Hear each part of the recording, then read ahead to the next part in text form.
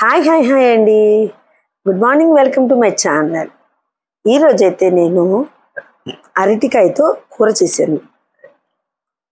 కూర మొత్తం చేయటం అయిపోయాక గిన్నెలో వేస్తుంటేనే మంచి స్మెల్. ఇంత స్మెల్ వచ్చి ఇప్పుడే తినేయాలన్నంత ఆతృతగా ఉండి ఈ కూర ఎలా చేయాలి ఏంటి అని చూసేద్దామా? ఇంకెందుకు ఆలస్యం, వచ్చేసేయండి. యాజ్ యూజువల్గా ముందుగా అయితే తాలింపు వేసుకోండి. తాలింపు అంటే ఏంటో తెలుసు కదా. తాలింపు పర్ఫెక్ట్గా ఉంటే ఏ కూరైనా రుచి అమోఘంగా ఉంటుంది అనమాట. సో చక్కగా తాలింపు ఏగాక గోల్డెన్ బ్రౌన్ కలర్లో మాత్రమే వేగాలి. ఏగాక చక్కగా ఉల్లిపాయలు వేగనివ్వండి.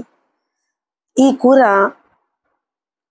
తినేటప్పుడు మీకు అనిపిస్తుంది అనమాట, ఈ కూరని ఇలా కూడా చేయొచ్చా, ఇంత టేస్టీగా అని. సో నేను అరటికాయలను అయితే చిన్న ముక్కలుగా కోసుకుని కొంచెం మజ్జిగ నీళ్ళలో అయితే నానేసుకున్నాను.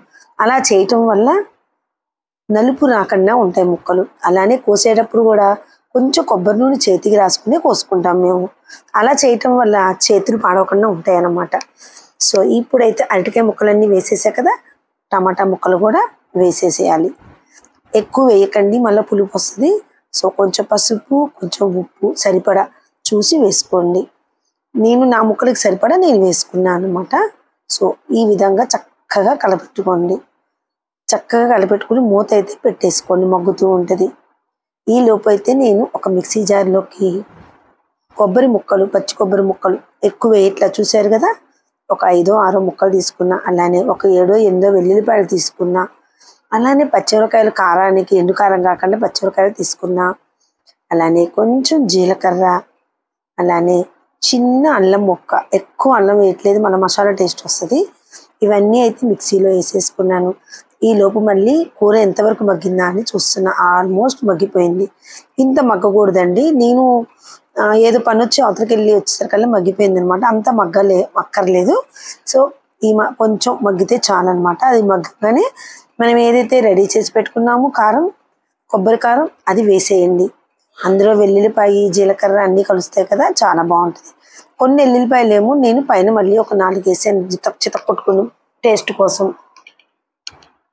అది మాత్రం ఆప్షనల్ అండి, కావాలంటే వేసుకోవచ్చు, నాకు తెలియదు. ఇప్పుడైతే పేస్ట్ చేసి పెట్టుకున్న కొబ్బరి కారం మాత్రం అందులో వేసాను.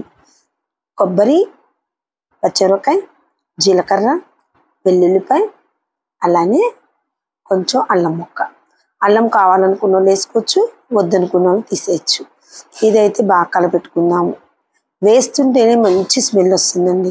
ఆ స్మెల్కి అయినా సరే తినని వాళ్ళు కూడా తింటారండి. అరటికాయ కూర ఫ్రై తప్పితే అందరూ ఇష్టంగా తినరనమాట.